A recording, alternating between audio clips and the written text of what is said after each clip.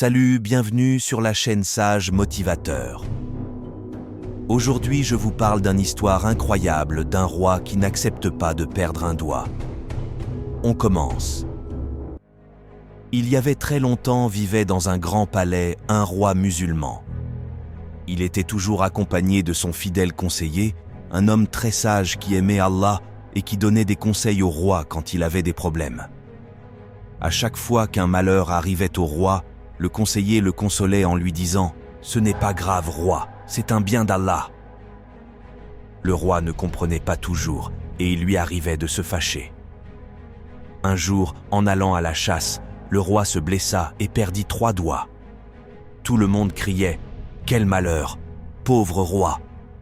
Sauf le conseiller qui s'approcha du roi et lui dit « Mon roi, ne pleurez pas comme ça. Ce n'est pas trop grave, il vous reste encore des doigts. C'est un bienfait d'Allah. » Le roi avait très mal et se mit très en colère. « Conseiller, tes paroles ne me plaisent pas. Au lieu de me consoler, tu dis que ce qui me fait mal est un bienfait d'Allah, qu'on l'emmène en prison. » Le roi prit un nouveau conseiller et oublia celui qu'il avait fait jeter en prison. Des années plus tard, il partit dans la forêt en promenade avec toute sa troupe quand des cannibales les attaquèrent. Leur chef ordonna « Capturez-moi tous les hommes en bonne santé. Par contre, ceux à qui il leur manque quelques membres, libérez-les car je n'aime pas les infirmes. » Tout le monde fut capturé, sauf le roi car il lui manquait 3 doigts. Triste, il rentra seul au château.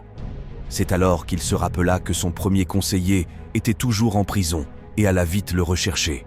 « Oh mon brave conseiller, pardonne-moi de t'avoir laissé si longtemps en prison. Tes paroles étaient pleines de vérité.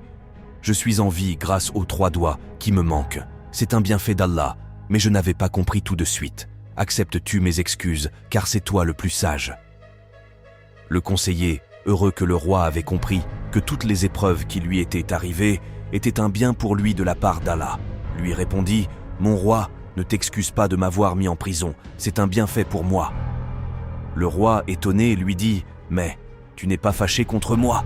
Je t'ai puni sans raison valable, et ce, pendant des années. » Le conseiller, toujours aussi sage, lui répondit en souriant « Mon roi, si j'étais resté auprès de vous, les cannibales m'auraient-tu fait prisonnier et je serais à cet instant mangé. Tout est un bienfait d'Allah, même si on ne le comprend pas tout de suite. Aucun musulman ne sera atteint d'une épine ou d'un mal plus grave, sans qu'Allah Ta'ala ne lui effacera ses péchés, à cause de cela, comme les feuilles qui tombent d'un arbre. Dieu n'impose à aucune âme une charge supérieure à sa capacité. Elle sera récompensée du bien qu'elle aura fait, punie du mal qu'elle aura fait.